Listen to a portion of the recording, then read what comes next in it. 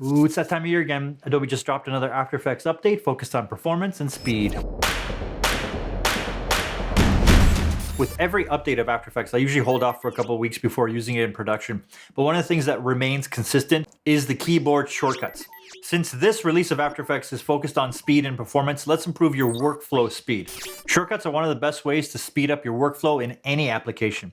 And learning them as soon as you can gives you a huge advantage. It helps you, I believe, explore more creative options faster. Today, we're going to focus on After Effects shortcuts. I would rate this at about a 2 on a difficulty level. Definitely knowing the basics of After Effects will help you. If you understand the basics of After Effects, all these shortcuts are going to help you tremendously. After you learn the basics, shortcuts is one of the best things I recommend. Definitely stick around to the end of the video because I'm providing an After Effects startup template that helps kickstart any project right off the beginning. No matter how fast your computer is, these keyboard shortcuts are designed to make you work faster. Ideally, the computer should be catching up to you, not the other way around. So let's get into it. So this is a quick rundown of all the shortcuts we're going to go over today. It's definitely handy if you ever want to come back to the video and just refresh your memory of what the shortcuts are. I'll leave it in the description below.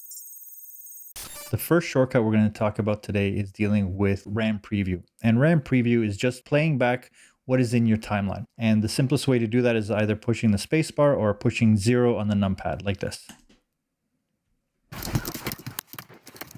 And as you see, it's rendering every single frame. It is literally caching frame by frame the entire timeline. And this is fantastic because you definitely get to see exactly what's happening. However, the more layers you start having in your timeline, the heavier and longer these RAM previews take. So the best way to double the speed of your preview is to push Shift and 0, and it will render every other frame, essentially doubling the speed of your preview. It's a great way to save time, especially if you're previewing over and over again. Even if you have to do a little adjustment, you'll have to RAM preview over again. After Effects, unfortunately, doesn't have a real-time playback engine, so RAM previewing is something you're going to have to be doing often. Now, to get rid of your RAM previews, which you have to do quite a bit, and it'll save space, is pushing Ctrl Delete. It will purge the memory. Now, if you want to delete all the memory, push Option Command semicolon, and it'll bring up preferences, go to media, empty disk cache, and you're all clear, ready to go again. Now the next one is previewing audio only. So right now I'm going to push LL to bring up the waveform. So now we see the waveform. So if I wanted to preview just the audio by itself without having to do a RAM preview, just to find out where my music points are, where the voiceover is, I push the period on the number pad. Your moment awaits. The Lexus IS series has arrived. Or if you're on a laptop, you can push Control period and it'll do the same thing. So if you have a smaller keyboard, that's the way to do it. Now, function is one of those magic keys on a keyboard that will give you all those alternatives that we're talking about here. Now, speaking of audio, another magical thing you can do is hold down Option Command, and then if you drag your mouse, you'll be able to scrub. 0 to 100 in 4.8 seconds. I love it. The next thing I'm going to talk about is how to actually manipulate the layers. If you have a lot of footage that comes in, but you only need a portion of it, select the layer, hold down Option and the bracket. And you can go to another place and hold down Option and then the other bracket, and then you've trimmed your layer exactly to where it needs to go to. Now, if you're over here or you have a really big timeline and you want to get to the endpoint of that layer, just push I or O, and it'll bring you to that layer. Now, one of the things that I do quite often, especially when I'm doing pre-comps, I will go to I and then push B, and it'll move my work area to the endpoint, and then I push O and then go to the end, and then I trim comp to work area. So now you have a perfectly trimmed composition. Fantastic. Another great shortcut that I think everyone knows is undo. So let's bring it back to where we were. Bonus is if you push the minus or plus, you'll be able to zoom in to your timeline or zoom out wherever your time indicator is. So now that we've trimmed our comps to exactly where we want them to be, let's start moving them around. So if you want to get very specific on the actual frame that you want to get to, pushing page down or page up will move you around your timeline. But if you want to move your layer, holding down Option or Alt, page up or page down will nudge the layer by 1 frame. Bonus, if you push Shift, it'll move it by 10 frames. This is a great way to get layers exactly to where you need them to be. Next is, say you want to split this layer in half. If you hit Shift, Command, D, it splits the layer in half. Now I know everyone does it, so the shortcut for time remapping is Option Command T.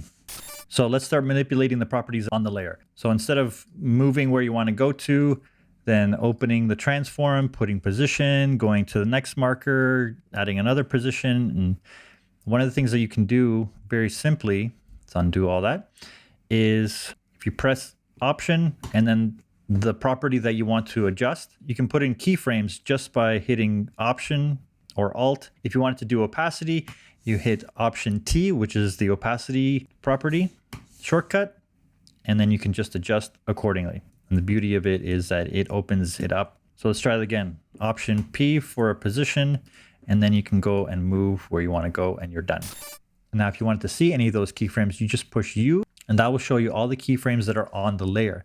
Now, if you wanted to see all the properties that have been changed within a layer, if you push UU, it'll show you all the properties that have been changed that don't even have a keyframe on them. So again, U reveals the keyframes and UU reveals all the changed properties within a layer. Now, this works really, really well when you have properties that don't have keyframes, but they have expressions and you define them. Because trying to find that expression that could be on any property becomes really, really difficult. If you push UU, it exposes all of that and allows you to find something very, very quickly.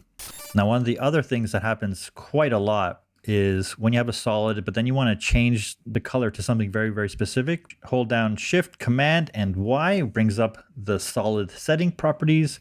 You can make it the comp size. You can change the color at that point, and that saves so much time than trying to figure out doing, I don't even know where to, you know what? I don't even know how to do that another way.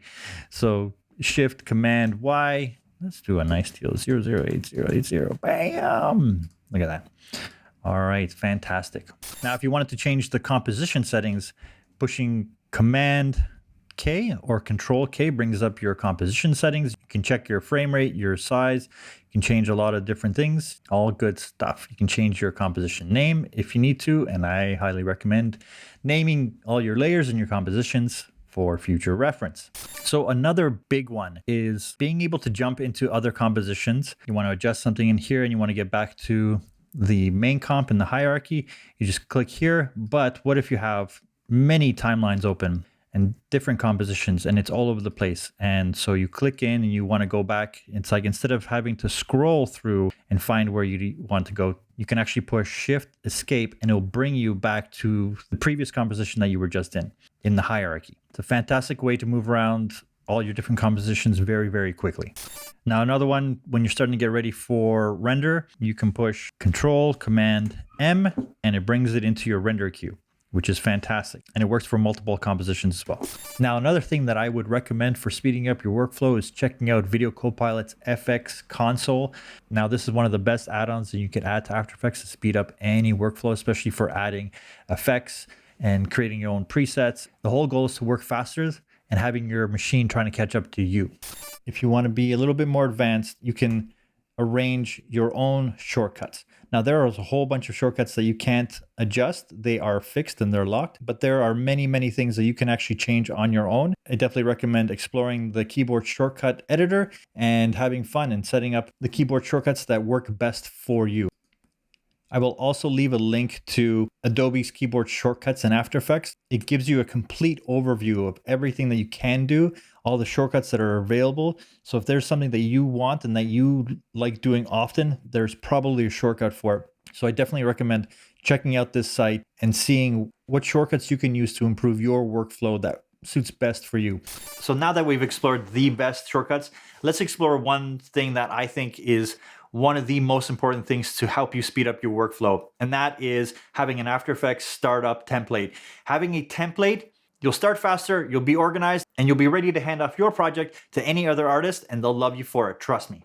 One of the things that I highly, highly recommend for working much faster is setting up your startup project and always naming your folders and organizing yourself very, very efficiently. Now, working by yourself is fantastic because then you can just be one big mess and you know where everything is. But as soon as you need to hand this off to another artist and they look at your mess, that's not a good first impression. So I highly recommend startup template in After Effects. Always keep organized, always organize all your projects in this way and set up your After Effects startup template. And the easiest way to do that is by going into new project and you set up your default startup project template. And one of the things that I'm going to do for you guys is I'm going to post my hierarchy right here for you guys to be able to download and set as your startup project, because I want you guys to get off to a good start every single time and start organizing and get in the habit of it. In the description, I will provide a link for you guys to go and download it. It would be nice if you guys did tweet it out. You don't have to. You can literally just close it and it'll open up the link and you can just download it. Definitely show me some love if you guys appreciate this. If not, just use the project. That would make me more than happy. I hope you guys enjoy it. I hope you guys use it all the time. I hope you guys set it up as your default After Effects project. If not, create your own and start working efficiently today. Definitely let me know if I go too fast in this tutorial, if I need to slow down and explain stuff a little bit more, or if anyone feels that I took too long on something. I want to know your feedback. Let me know if there's something specific that you'd like to see or a version of it, or if there's another application that you'd love to know the shortcuts for, let me know. All right, guys, thanks for watching Just a Tip, tutorials that get right to the point. I hope you guys liked it. Definitely download the After Effects startup template. Thanks, Dave, for helping me set that up years ago. It's been part of my workflow ever since. That's it, guys. Don't forget to give me a big thumbs up, and I'll talk to you soon. Bye for now.